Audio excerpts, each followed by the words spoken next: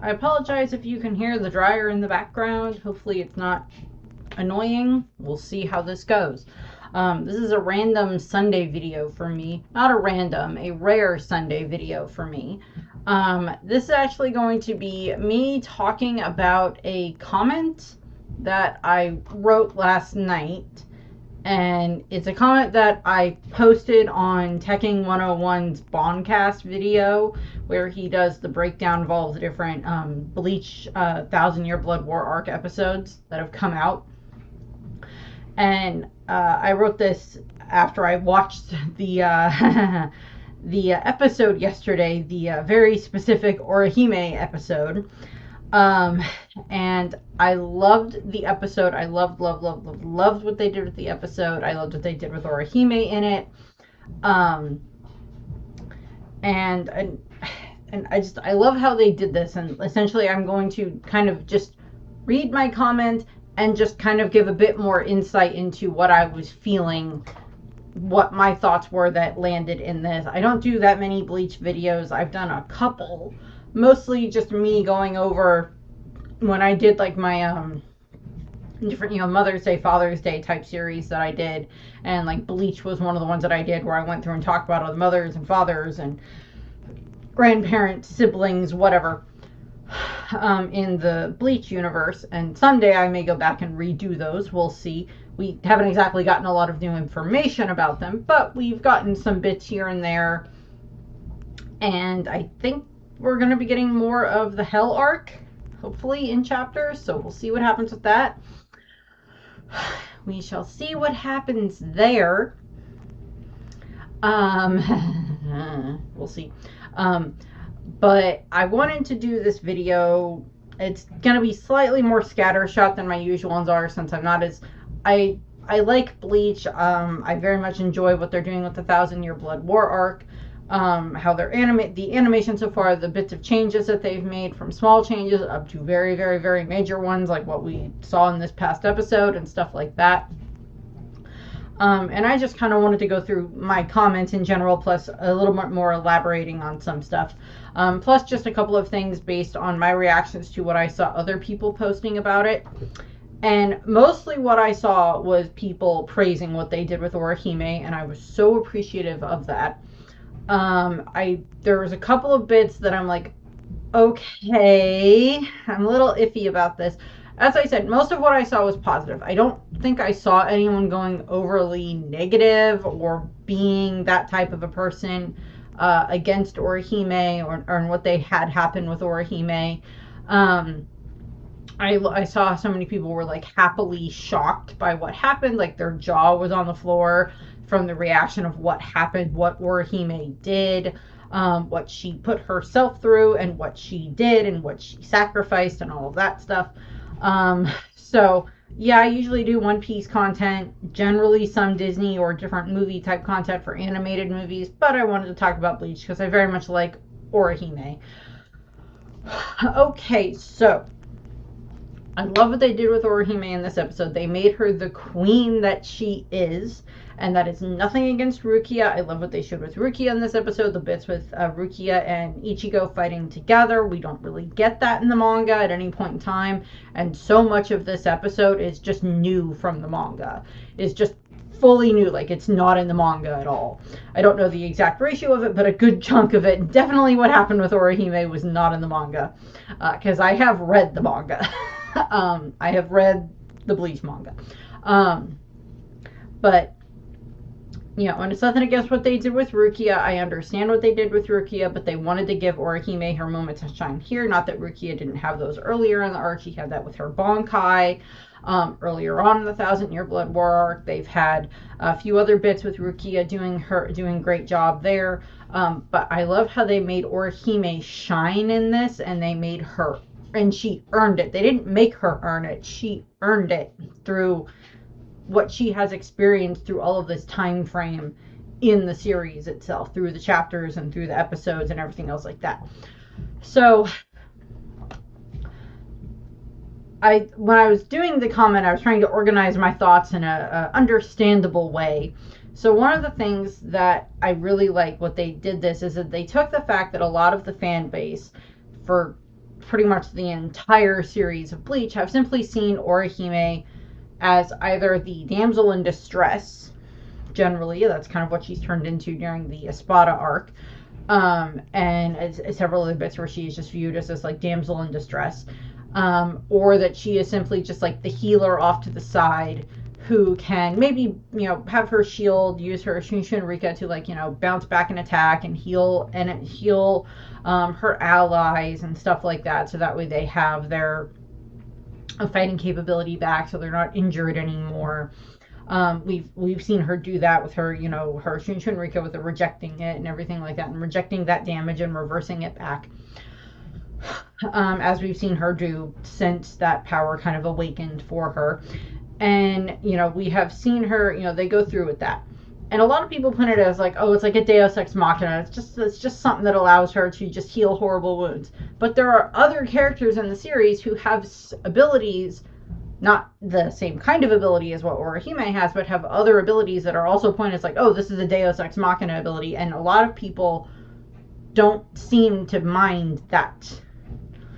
And I get very annoyed by that. It's like, oh, like, and again, they might change a few little bits here from now that they've had this happen. What else are they going to change in the, in the 1,000-Year Blood War arc? What ripple effects is this going to have? And yes, I'm going to state this right here. Yes, I know that Yuha is probably going to be back in like either at some point in the middle of the next episode or right at the end of the next episode, depending on how they all have it, fall to how they all have that fall together for like, maybe he is gone and then he pops back up at the end of the episode or something like that, glorps himself back together and everything.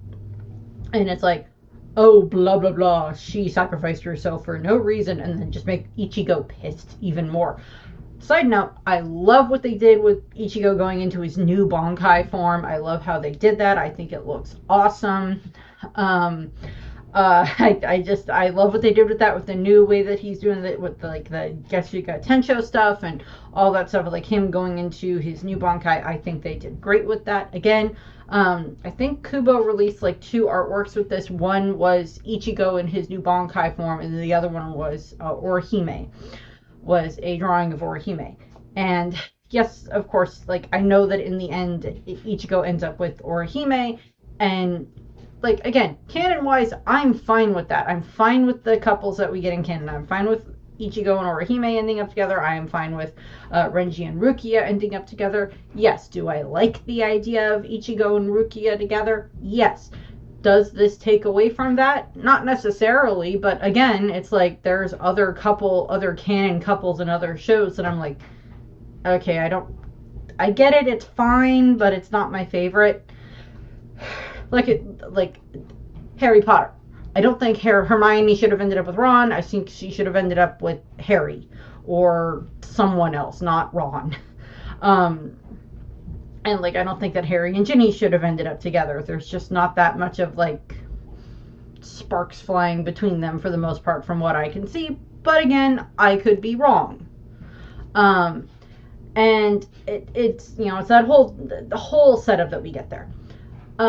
But in this case, I love how they do this because I know a lot of the fan base are like, why did Ichigo end up with Orihime? It's just to do that. It's just because she's had a crush on him for so long. It's just like, maybe and there is this line that Yuha has in this where he is talking to Ichigo about Orihime. Because, like, Yuha's the one there, and he is just, like, relentlessly attacking Ichigo, and Orihime keeps healing and healing and healing Ichigo again and again and again, helping him get back up, healing herself when Yuha attacks her, using her reject ability to heal herself, heal Ichigo over and over and over again. And what ends up happening is it is this moment where, Yuha says to Ichigo, he says this to Orihime, you are here because Ichigo is unable to let go of his weakness for you. That woman is your weakness now and in your past. And you have that moment where it is just literally him being like, hey, you like this girl. I'm going to be annoying and I'm going to keep attacking her because I know that she's your weak point. And I'm just going to, like, essentially it's, it keeps attacking, Orihime, and Ichigo tries to defend her. Orihime keeps healing Ichigo and keeps healing herself again and again and again. And I don't know how many times this happens in the episode. It's so many times. It's at least half a dozen, I think, if not more. And, like, Orihime is having this inner monologue with herself of, like, I want to be much, much stronger. Why can't I be much, much stronger? And it is, she's always portrayed as this person who needs to be protected.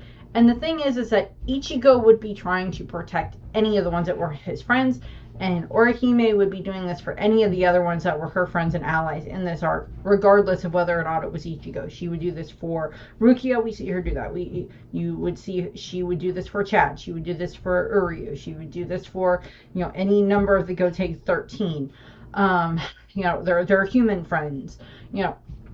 She would do it for them because she loves them, because they are her friends, because they are her companions, because they are people that she cares about.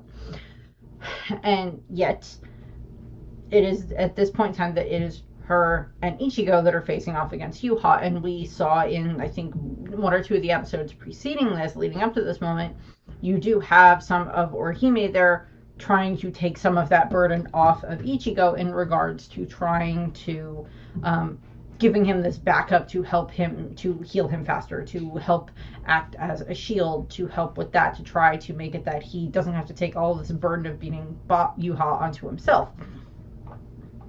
And I like how they did that.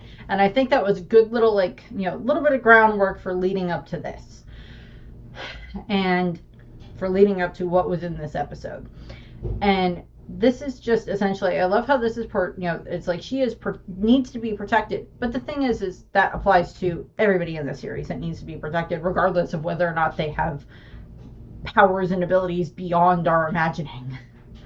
And it's this kind of this clapback, not just from the way that Orihime has been portrayed in, like, the way that the fan base looks at her, because she is portrayed as this sex symbol, as fan service, the same way that pretty much any semi-pretty girl in any shonen anime or manga is portrayed, not just in Bleach, but in One Piece and My Hero, in insert whatever other multiple number of Black Clover, any other number of anime series that are out there, where the girls are generally portrayed with some level of fan service about them. And Bleach is no different. And I get it. It's something they got to do in order to try to sell the manga and to get the anime made and all of that stuff and sell the merch and blah, blah, blah, blah, blah. Doesn't mean I always have to approve of it. And I mean, like, American comic books, aren't any different. Wonder Woman, they've done stuff with her to do her, to do fan service with her. They've done that with DC. They've done that with Marvel. They've done that with so many other ones where it's just like they have to put them in some type of a skimpy outfit, but it's designed to keep them safe. And again, shonen manga and anime are really no different in that regard. So I can't really complain about that.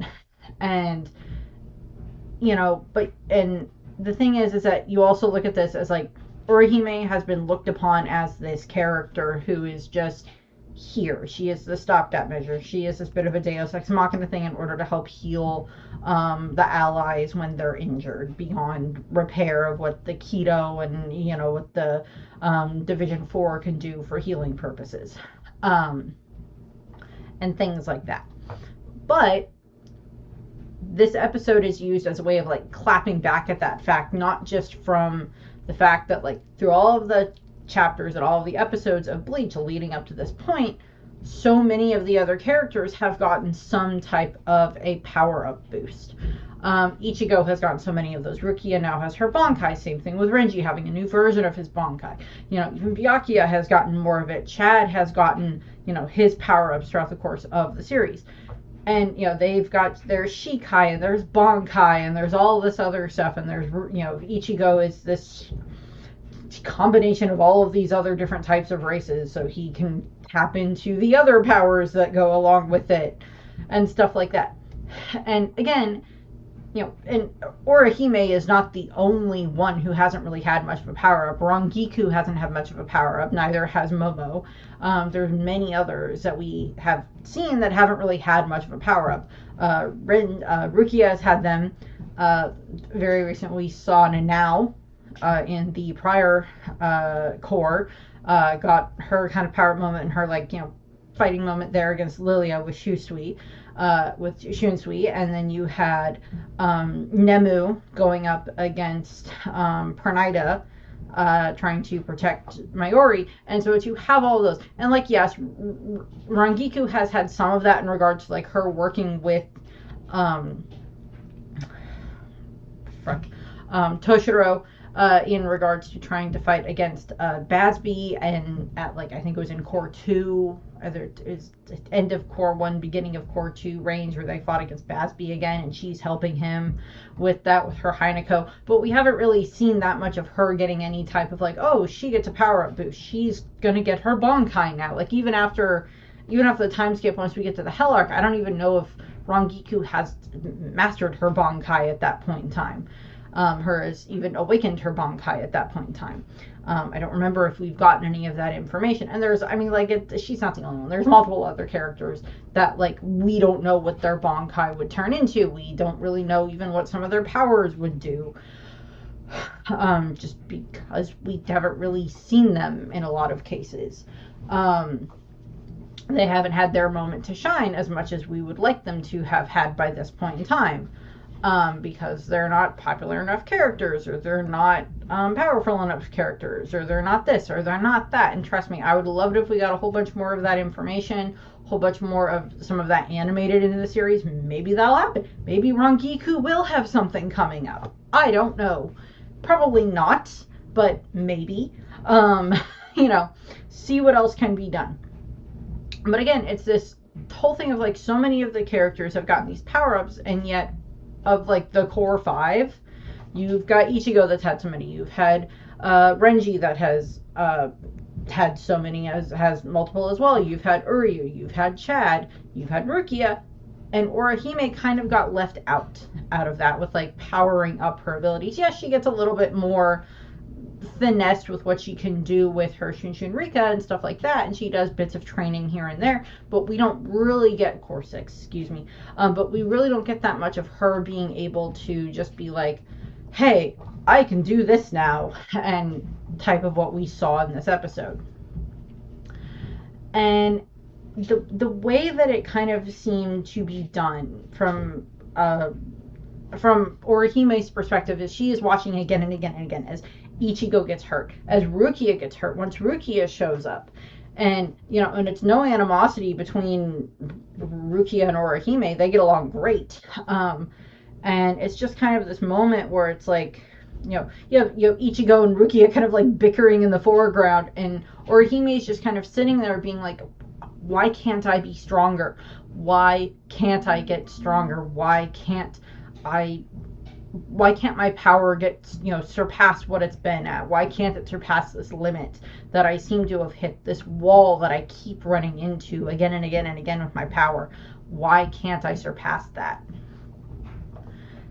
And, she heals Ichigo, she heals Rukia, she heals herself through all of this episode as she's trying to help them as best she can. She is being the support fighter that she knows that she can be, and she's okay herself with being that role. She's I can do this. I'm not a fighter, but right now I really wish there was something that I could do. Why can't my power be much, much stronger in this guard? Because I want to protect, I want to defend the people that I love, the man that I love, in her case, in regards to wanting to protect Ichigo. And and again, I'm probably going to get a little bit of this out of order, but you have these moments where she looks up from where she is on the ground, where she's been pierced by Yuha's sword multiple times herself, healed herself, pierced, healed herself, pierced, her outfit's getting tattered and torn, there's blood all over the place. And Rukia shows up, and she's using her ice ability to try to help Ichigo fight against Yuha, and they're trying to do really great as a team, as a tag team match there against Yuha as best they can, with Ichigo in his Bankai form and everything else like that, trying to protect them. And that is great, and I loved watching it. But you have this moment, multiple moments, where you just have this horror on Orihime's face as she watches as the man she loves and one of her best friends keep getting hurt. And she can only reverse this process. She can't go in and try to do something to try to stop it, because Yuha's too strong. And there's a moment where she's looking into the ice that Rukia made, where she's looking at the ice and it's cracking around her. And then you have this moment where it's I refer to it kind of as she goes kind of demon Orihime mode, or demonic is kind of the way that it goes. And of course, so much of the scene has colors, and with the reds and the blacks going on around them, and all the blood all over the place, and all of that.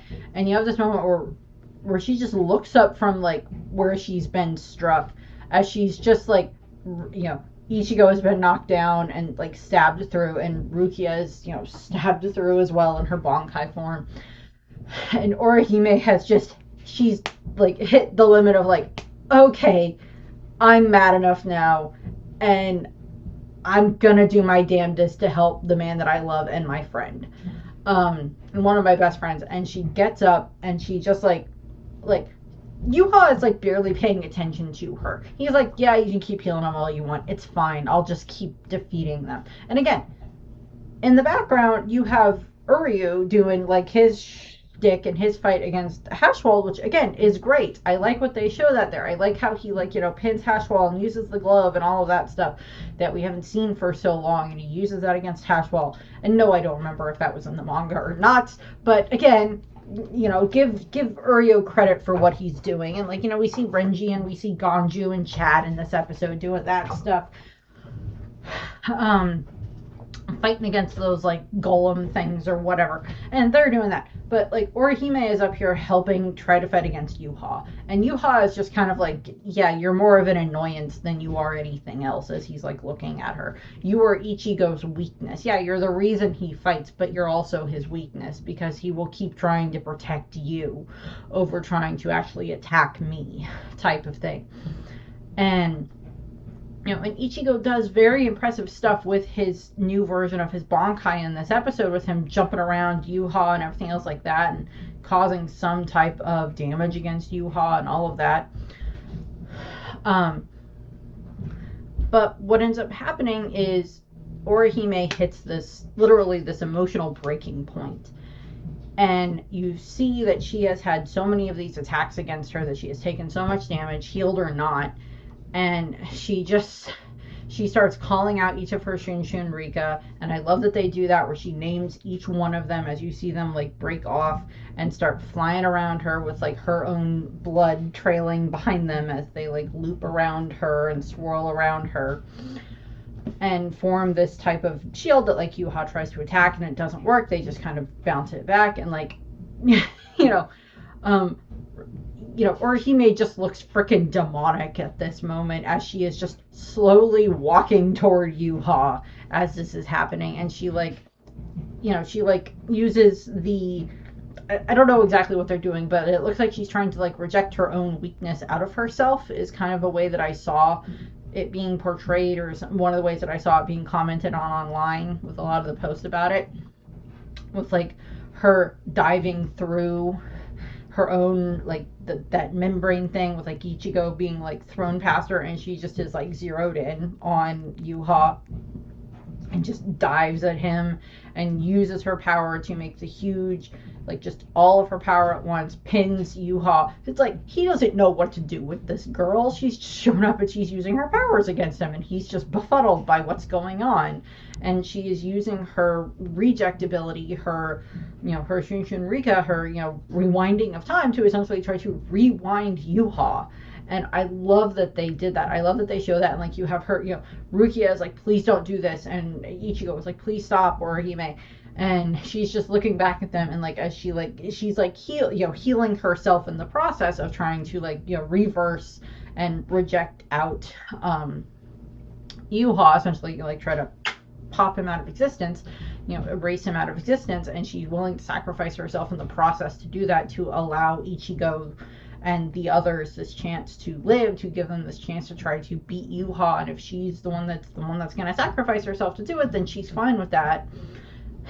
And she does that, and she forces it through, and she looks back at Ichigo and she's like, it's okay, I'll take this on myself, I'll take it all on Ichigo. And it, and then like she kind of just blimps out of existence along with Yuha, is what it seems to happen. And God, they did such a great job with that, with like it all just like whiting out and going like manga coloring like panels type for a moment, with all going black and white and everything. It's like she just like rejects both of them out of existence. And yes, I know that Yuha will be back in either the next episode or the episode after that, or whatever the heck ends up happening there. And that she's going to have to come back somehow, or else her and Ichigo can't get married and have their kid. Kasui, whatever his name is, I don't remember off the top of my head. But like, it's that whole thing of just like, she has to come back somehow. And I saw one of the comments, I don't know who said it, comment of like, oh, maybe they'll find a way to find her soul, and then they can put her soul into kind of one of the they have like those bodies that the soul reapers can go into and do it that way, and then she can still be with Ichigo, in that regard. She can still go be with Ichigo and everything. Or something else is going to happen and they'll find a way to bring her back. I don't know what's going to happen. That's a major change if they're going to like completely erase Orihime in the future, because it's just like, okay, what are you going to do now? Type of thing like that. So I love what they did with that. But still, her doing that, she just looks so demonic. And then she just goes into this where she just like heals, it's like heals herself in the process of trying to destroy Yuha. And she just looks so happy for a moment, because she's trying to protect Ichigo. She's trying to protect the man she loves and her friends and this, the Soul Society and the world we're living in, Wake Mundo and all of that stuff. But at that moment, it's her trying to protect Ichigo. And I have seen stuff that's like, this is the way you're supposed to do strong women. And then it's this other thing of just like, this is the same character jabs at her, where it's just like her sitting there eating like the giant loaf of bread that she likes to eat, or eating all the bread that she likes to eat. And next to like demonic looking Orihime, it's like, that's the same character. And I'm like, don't do that joke. That's not a fair joke for any character, because that is like, oh, this character, how dare this character have a different side to them that we were not expecting them to have. I don't like that. When it's done as like, yeah, that's the same character in an applauding way of like, yeah, adorable little cinnamon roll will kill you type of thing. As opposed to the adorable little cinnamon roll, and wait a minute, they can kill me? What happens here? This is not right. They're not supposed to be like this. This is not the way that this has been done for who knows how long. And I get kind of frustrated with that, where it's just like, how dare a female character, or a character in general, dare to have more than one type of a personality trait. It's like, how dare they? How's that supposed to make me feel? And Kubo generally tries to be pretty good when he's trying to do like well-rounded characters, and Oda does this as well. Sometimes some characters fall a little more flat than others do. But again, it depends on how much they're around, what they're designed to be, how important they are to the story, what's the author themselves. And like that even says for like female authors trying to do female characters and male characters and whatever up and down the spectrum, and just authors in general trying to write well-rounded characters as best they can. And sometimes that's an easier thing to do, sometimes that's a hard thing to do. Side note I wanted to throw in here for a quick thought. So with Orihime, even before she did this with her ability to like reject damage back, do you think she would have been able to take down Gerald Valkyrie? Because as we've seen in the past several episodes, he keeps powering up each time that they hurt him, he gains more power. So would Orihime be able to conceivably use her power to like reverse the damage done on him and just like weaken him back down to his original state? Before he got all the power-ups from being injured too many times, and just like, weaken him back down to like whatever his original state was. And then maybe from there try to find a way to destroy, because it's like he has like that Quincy pentacle that we saw in his heart, and I think Kubo said something about like if the Soul Reapers were able to actually destroy the pentacle, then that would end Gerald Valkyrie. That would be what could be done against him. Now, we don't know if that's exactly what's going to happen. Hopefully something about that gets taken into account in regards to possibly defeating Gerald without just having it be that Yuha just goes, I'll take my power back now, thank you. And something along those lines. So I just had that thought. I wanted to stick that in here on the end. I don't really know if that would be something that would actually work or not, but I wanted to get my thoughts in here about Orihime, and hopefully this video will be up by a reasonable time this afternoon / early evening my time. So that's what I have. I thank you very much for watching. I hope you have a nice rest of your day. Bye.